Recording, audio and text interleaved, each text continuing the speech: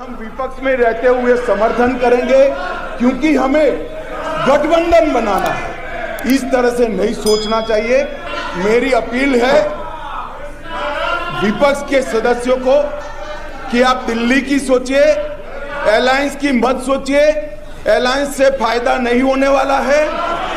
Alliance होने के बाद भी पूर्ण बहुमत से नरेंद्र मोदी प्रधानमंत्री बनने वाले हैं। केंद्रीय गृह मंत्री अमित शाह की ये हुंकार बता रही है कि केंद्र सरकार दिल्ली के अधिकारियों की ट्रांसफर पोस्टिंग से जुड़े विधेयक के पास होने को लेकर कितना आश्वस्त थी।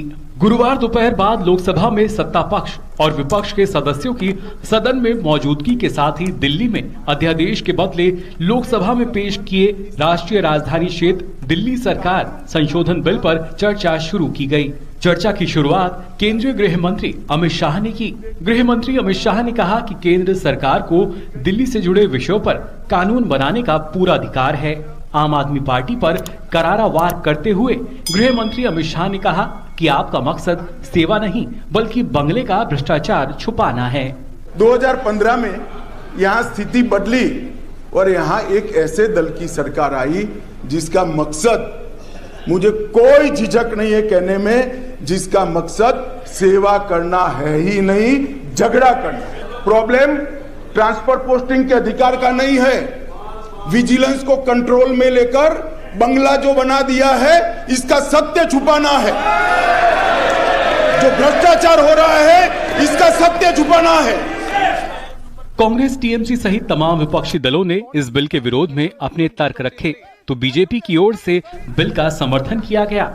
In the ruling, the Constitution bench held that although Delhi could not be accorded the status of a state, the concept of federalism would still apply to it.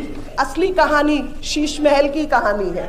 असली कहानी विजिलेंस और नॉन विजिलेंस रिलेटेड मैटर्स की कहानी है। और जब ये लोग मोरालिटी की बात करते हैं तो मैं याद दिलाना चाहती हूं कि 90 बार 356 को इस्तेमाल करके चुनी हुई राज्य सरकारों को जिन लोगों ने डिसमिस किया वो कॉन्स्टिट्यूशनल मोरालिटी की बात ना करे तो बेहतर है। ये बिल दिल्ली के झुग्गी वासियों का, दिल्ली के गरीबों का, दिल्ली की महिलाओं का, सबके अधिकार की रक्षा करने वाला है। चर्चा के बाद केंद्रीय गृह मंत्री अमित शाह ने इसका जवाब दिया और साफ कहा कि संसद को कानून बनाने का पूरा अधिकार है। दिल्ली राज्य ही नहीं है, ये तो संघ प्रदेश है और संघ प्रदेश में भी राजधानी क्षेत्र है जो एक विशेष आर्टिकल के तहत बनाया गया।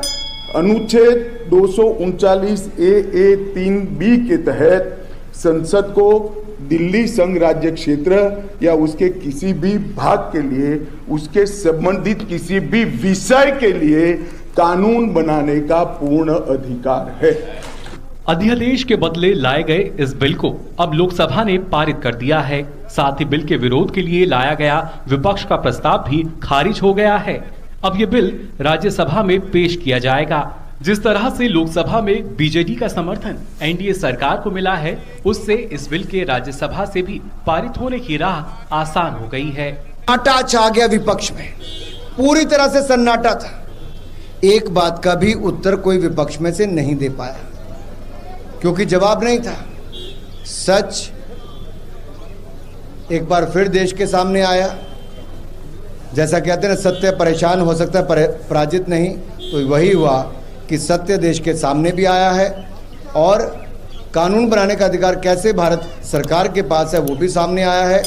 और किस तरह से विपक्ष ने अपनी राजनीतिक और ओछे हथकंडों को लेकर सदन के 15 दिन खराब किए।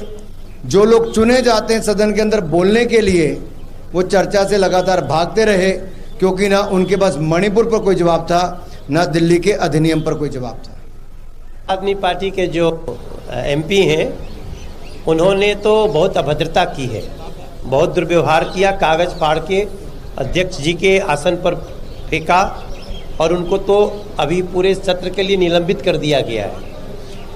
लेकिन अध्यादेश पास हुआ और मैं देख रहा था कि जो एनडीए में नहीं है उन लोगों ने भी अध्यादेश का समर्थन किया और दिल्ली की जनता आज बहुत राहत की सांस ले रही है, क्योंकि भ्रष्टाचारी अरविंद केजरीवाल को, गरीबों के विरोधी अरविंद केजरीवाल को, झुग्गी वासियों को उनका घर न देने वाले अरविंद केजरीवाल को, एक भी नया स्कूल न बनाने वाले अरविंद केजरीवाल को, बाढ़ में लोगों की रक्षा न करने वाले अरविंद केजरीवाल को अब उनकी दिल्ली में खैर नहीं।